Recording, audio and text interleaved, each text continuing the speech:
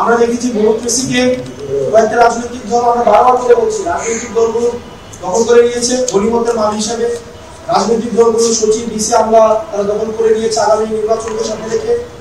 Democracy অনেক ডেমোক্রেটদের সাথে যখন কথা বলি তারা আসলে সেটা চায়, তারা আসলে রিস্ক নিতে চায়, এবং আগামীতে যারা ক্ষমতায় আসতে চায় তাদের দৃষ্টি আকর্ষণ করার জন্য তারা অনেক সময় আন্ডিও ফেভার দিয়ে থাকে। দ্বিতীয়ত, মিডিয়াগুলোকে বিভিন্ন অলিগার্ক শ্রেণী, বিভিন্ন বর্জুয়া শ্রেণী তারা দখল দিয়েছে, এবং 5ই আগস্টের পরে কারা কারা মিডিয়া দখল দিয়েছে সেগুলো আমাদের থেকে আপনারাই ভালো জানেন। এবং তারপর হচ্ছে মিলিটারি বিষয়ে আমরা দেখেন, মিলিটারির একটা বড় অংশ কিন্তু দেশের পক্ষে, আমাদের এই জুলাইয়ের পক্ষে রাস্তায় নেমে এসেছিল। তারা আমাদের যদি সহায়তা না করতেন, তারা যদি আন্দোলনের পক্ষে না থাকতো, তাহলে কিন্তু এই অ্যাচিভমেন্টটা সম্ভব হতো না। কিন্তু এই কতিপয় সদস্য ছিল, বিপদগ্রস্ত কিছু সদস্য ছিল, যারা হাসিনা লেসপেন্সার হিসেবে যারা হচ্ছে সব অপরাধের উৎপাদন করেছে, আনাজের উৎপাদন করেছে। আমরা চাই সেগুলো বিচার নিশ্চিতের মধ্য দিয়ে এবং সেনাবাহিনীর যে মর্যাদা, সেনাবাহিনীর যে গৌরব, সেই গৌরবটা আমাদের করা হবে।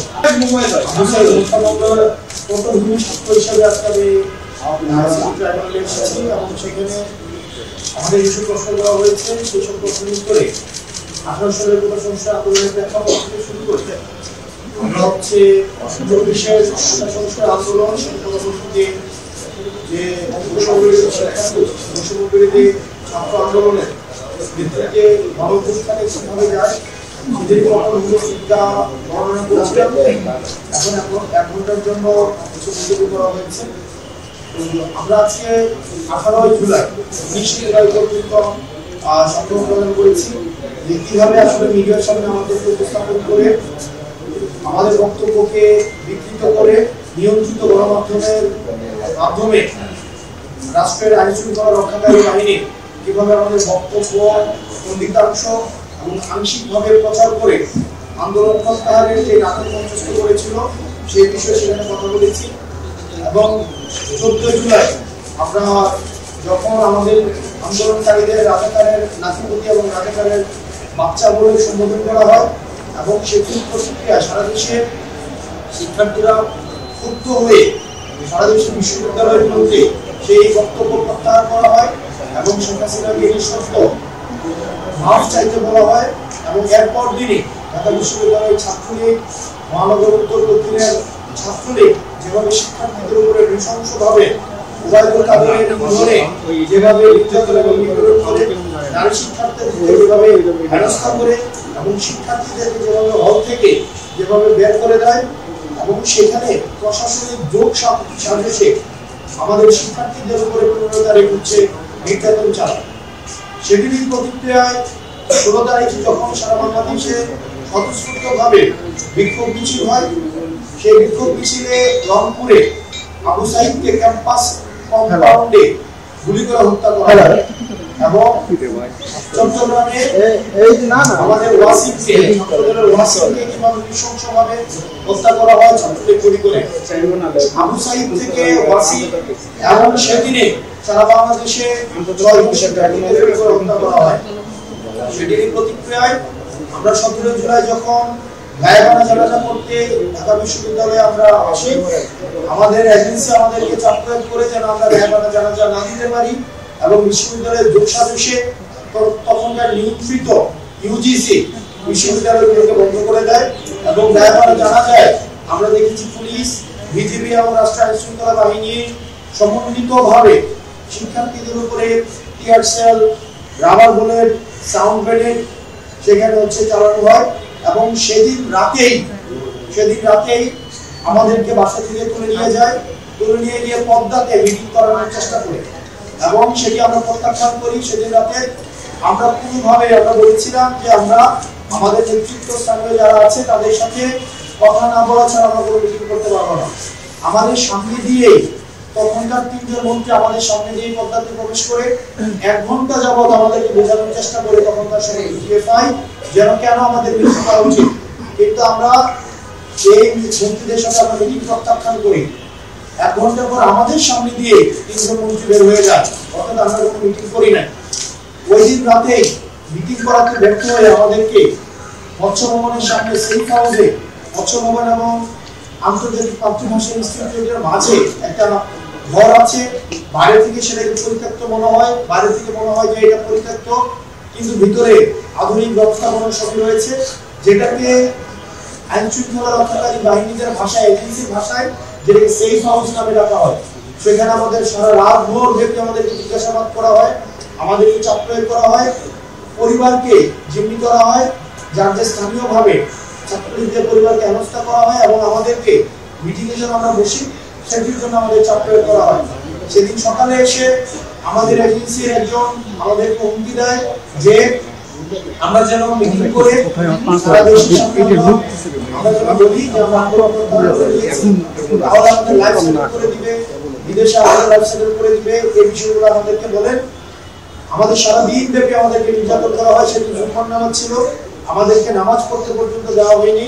সেদিন আমাদের ফোন থেকে বিভিন্ন সমন্বয়কদেরকে ফোন দিয়ে তাদেরকে ধরে আনা হয়, হাসিবকে ধরে আনা হয়, আমার ফোন থেকে ফোন দিয়ে হাসিবকে সেটা উঠিয়ে নিয়ে আসা হয়। দুঃখজনক বিষয় হচ্ছে সেদিন আমাদের সামনে বসে আমরা দেখতে পাচ্ছিলাম এজেন্সিগুলো টিভি চ্যানেলগুলোকে কিভাবে নিয়ন্ত্রণ করছিল। বিশেষ করে আমি বারবার শুরু থেকেই আমাদের নিরলস যে সাংবাদিক ভাইয়েরা বস্তুনিষ্ঠ সংবাদ প্রচার করার জন্য সংগ্রাম করে যাচ্ছে, নিরলসভাবে চেষ্টা করে যাচ্ছে, কিন্তু তাদের মধ্যে কিছু সুবিধাভোগী আওয়ামী পাচাটা কিছু সাংবাদিক ছিল, তাদের যোগসাজশে আমরা দেখছিলাম। বিশেষ করে ৭১ টেলিভিশন, সময় টেলিভিশন এবং ডিবিসি, এই তিনটি টেলিভিশন কিভাবে নিয়ন্ত্রণ করছিল আমাদের সামনে বসে এজেন্সিগুলো তাদের প্রচারিত খবরকে পরিবর্তন করে দিচ্ছিলেন, তাদের মতো করে খবর প্রচার করছিলেন এবং তাদেরকে নির্দেশনা দিচ্ছিলেন। বিশেষ করে এই তিনটা চ্যানেলকে নির্দেশনা দিচ্ছিলেন পরিস্থিতি স্বাভাবিক রয়েছে, নিয়ন্ত্রণে রয়েছে, দুই দিন নিয়ন্ত্রণে রয়েছে, সেটি যেন প্রচার করা হয়। এবং সেখানে বিশেষ করে ডিবিসি, ৭১ এবং সময় টেলিভিশন সেগুলি প্রচার করছিল। সেদিন রাতে আমাদেরকে আবার বাধ্য করা হয় আমাদেরকে রাষ্ট্রীয় অতিথি ভবনে যেতে, যেটি সারা বাংলাদেশ দেখেছে যে আমরা রাষ্ট্রীয় অতিথি ভবনে গিয়েছি, কিন্তু এর আগে ১.৫ দিন আমাদের উপর দিয়ে কি গিয়েছি সেটি সারা বাংলাদেশকে জানানোর কোনো সুযোগ দেওয়া হয়নি। দুঃখজনক বিষয় হচ্ছে আমরা সেদিন প্রেস কনফারেন্স করে, আমি বুঝ করি সেদিন প্রেস কনফারেন্সের অনেকে আজকে হয়তো এখানে আছেন, অনেকে নিশ্চয়ই এখানে আছেন, আমরা সেখানে বলেছিলাম রক্ত মারিয়ে কোনো সংলাপ নয় এবং শহীদদের রক্তের উপরে দাঁড়িয়ে আমরা কোনো সংলাপ করতে পারি না। এবং আমরা সেখানে আরো বলেছিলাম আমাদের শাটডাউন কর্মসূচি অব্যাহত থাকবে, কিন্তু কোনো গণমাধ্যম সেদিন প্রচার করেনি। বিজিএফআই এর একজন সদস্য সম্পর্কে ছিল আমরা নামছিলেন হাসনাত, উনি মিডিয়াকে নিয়ন্ত্রণ করতেন, আপনারা জেনে থাকবেন এবং আপনারা মাঝে মাঝে আমাদেরকে এসে বলেন যে আমরা আপনাদেরকে নিয়ন্ত্রণ করতেন। উনি আপনাদের সামনে আমাকে বলতে বাধ্য করেছিলেন যে আপনার এই বক্তব্যটা প্রত্যাহার করেন, যে শাটডাউন কর্মসূচি অব্যাহত থাকবে। কিন্তু আমি সেদিন গণমাধ্যমের সামনে দাঁড়িয়ে বলেছিলাম না, শাটডাউন কর্মসূচি অব্যাহত থাকবে এবং আমরা আলোচনা ছাড়া কোনো কর্মসূচি নতুন করে দিতে পারবো না, আমাদের পূর্বঘোষিত শাটডাউন কর্মসূচি অব্যাহত থাকবে।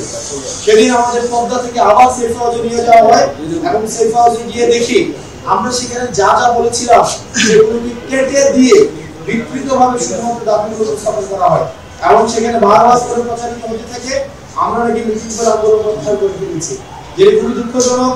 এবং সেদিন আমরা সর্বপ্রথম আমরা রাষ্ট্রীয় নগ্ন কায়দায় মিডিয়াকে নিয়ন্ত্রণ করার যে নাটক মঞ্চস্থ হয়েছে সেদিন আমরা শিকার হই, সেদিন আমরা ভিক্টিম হই।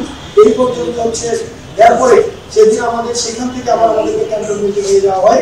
ট্রাইব্যুনালের এতটুকু পর্যন্ত আমরা হচ্ছে কথা বলেছি, বাকি কথা হচ্ছে আমরা আমাদের হচ্ছে আড়াইটা থেকে যখন কোর্ট আবার শুরু হবে তখন আমরা বলবো। এইসব ঘটনার পিছনে যে রাষ্ট্রীয় যে ব্যবস্থাটা ছিল হাসিনা নিয়ন্ত্রণ, যে হাসিনা সবকিছুকে আসলে নিয়ন্ত্রণ করেছিল। উনি এক্সিকিউটিভকে নিয়ন্ত্রণ করতেন, কোর্টকে নিয়ন্ত্রণ করতেন, বিচার ব্যবস্থাকে নিয়ন্ত্রণ করতেন, উনি মিডিয়াকে নিয়ন্ত্রণ করতেন। বিশেষ করে তিনটা আনহোলি অ্যাক্সেস উনি নিয়ন্ত্রণ করেছিলেন, মিলিটারি, মিডিয়া এবং হচ্ছে জুডিশিয়ারি। এই তিনটা ব্যবস্থাকে মিলিটারি, মিডিয়া, জুডিশিয়ারি একসাথে যুক্ত হয়েছিল ব্যুরোক্রেসি। এই তিনটা নেক্সাসকে উনি এমন ভাবে নিয়ন্ত্রণ করেছিল যেটার মধ্য দিয়ে উনি রাষ্ট্রের তথ্যগত অবস্থা করতে সক্ষম হয়েছিলেন এবং প্রত্যেকটা যে রাষ্ট্রের যে প্রতিষ্ঠানগুলো রয়েছে সেগুলো সক্রিয়তা বিলীন হয়েছিল। ব্যুরোক্রেসিকে নিয়ন্ত্রণ করেছিলেন, তাদেরকে পোস্টিং প্রমোশন, তাদেরকে আনডিউ ফেভারের মধ্য দিয়ে। জুডিশিয়ারিকে উনি নিয়ন্ত্রণ করেছিলেন, উনি মিলিটারিকে নিয়ন্ত্রণ করেছিলেন, তাদের যে কাজ সেই কাজ থেকে অন্য কাজ দিয়ে তাদেরকে সেটা আমরা বিভিন্ন সময় বলি। তো আমরা বাকি আমাদের আমরা এই মামলায় যারা হচ্ছে আপনার দায়ী বিশেষ করে এই মামলায় দায়ী হচ্ছে প্রশাসন। আমাদের বেগম রোকেয়া বিশ্ববিদ্যালয়ের যে প্রশাসন ছিল তৎকালীন দায়িত্বকালীন প্রশাসন আছে, তখনকার সময়ের যাদেরকে দেখেন আপনাকে একটা অর্ডার দিবে, কিন্তু অর্ডার জাস্ট অর্ডার বলে একটা কথা আছে, হাইকমান্ড আপনি একটা অর্ডার দিলেন, আপনি অর্ডার বাস্তবায়ন করবেন। তখনকার সময় যত আনজাস্টিফাইড অর্ডার আছে এই অর্ডারগুলো যারা বাস্তবায়ন করেছে শুধুমাত্র মুসলিম প্রমোশনের জন্য।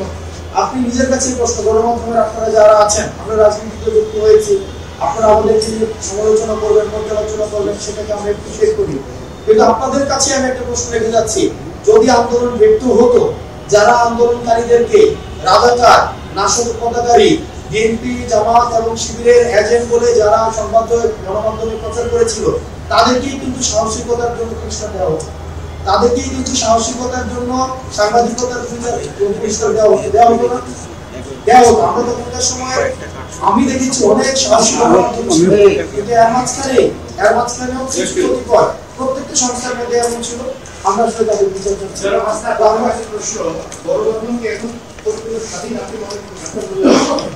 এটা আমি এই বিষয়গুলো নিয়ে আমরা প্রতিনিয়ত কথা বলি বিভিন্ন জায়গায়, যে আজকে শুধু আদালতের বিষয়, গণমাধ্যমের স্বাধীনতা, এই বিষয়গুলো নিয়ে আমরা কথা বলছি।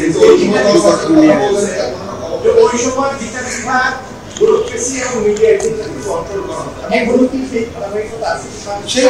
সেই ধারাবাহিকতা থেকে আসলে আমরা মুক্ত হতে পারি নাই।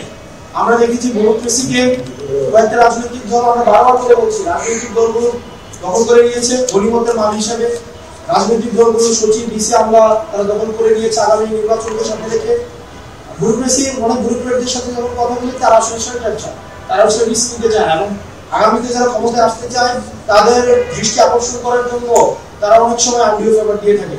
দ্বিতীয়ত মিডিয়াগুলোকে বিভিন্ন অলিগার্ক শ্রেণী, বিভিন্ন বর্জুয়া শ্রেণী তারা দখল দিয়েছে, এবং 5ই আগস্টের পরে কারা কারা মিডিয়া দখল দিয়েছে সেগুলো আমাদের থেকে আপনারাই ভালো জানেন। এবং তারপর হচ্ছে মিলিটারি বিষয়ে আমরা দেখেন, মিলিটারির একটা বড় অংশ কিন্তু দেশের পক্ষে, আমাদের এই জুলাইয়ের পক্ষে রাস্তায় নেমে এসেছিল। তারা আমাদের যদি সহায়তা না করতেন, তারা যদি আন্দোলনের পক্ষে না থাকতো, তাহলে কিন্তু এই অ্যাচিভমেন্টটা সম্ভব হতো না। কিন্তু এই কতিপয় সদস্য ছিল, বিপদগ্রস্ত কিছু সদস্য ছিল, যারা হাসিনা লেসপেন্সার হিসেবে যারা হচ্ছে সব অপরাধের উৎপাদন করেছে, আনাজের উৎপাদন করেছে। আমরা চাই সেগুলো বিচার নিশ্চিতের মধ্য দিয়ে এবং সেনাবাহিনীর যে মর্যাদা, সেনাবাহিনীর যে গৌরব, সেই গৌরবটা আমাদের করা হবে। ঢাকা বিশ্ববিদ্যালয়ে হামলা কি বলছেন? আমরা ঢাকা বিশ্ববিদ্যালয়ে হামলার বিষয়ে আমাদের যে বিশেষ করে 15ই জুলাই যে হামলা হয়, 17ই জুলাই এবং 17ই জুলাই এই দুদিন হামলা করা হয়, এই বিষয়গুলো নিয়ে আমরা সেখানে ডিটেইল আমরা কথা বলেছি।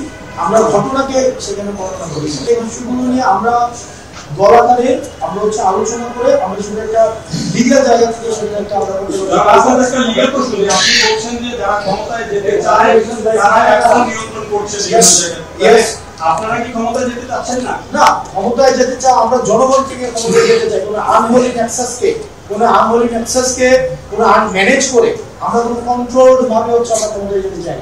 আমরা জনগণকে সাথে নিয়ে, জনগণ যদি আমাদেরকে ম্যান্ডেট দেয়, জনগণকে যদি তারা যদি মনে করে আমরা ক্ষমতায় যাওয়ার উপর যদি আমরা যাইতে চাই, কোনো মিডিয়াকে নিয়ন্ত্রণ করার মধ্য দিয়ে, ব্যুরোক্রেসিকে নিয়ন্ত্রণ করার মধ্য দিয়ে, মিলিটারিকে নিয়ন্ত্রণ করার মধ্য দিয়ে, পাশের দেশ ভারতের কনসেপ্ট নিয়ে আমরা কোনো ক্ষমতায় যেতে চাই। ধন্যবাদ সবাইকে।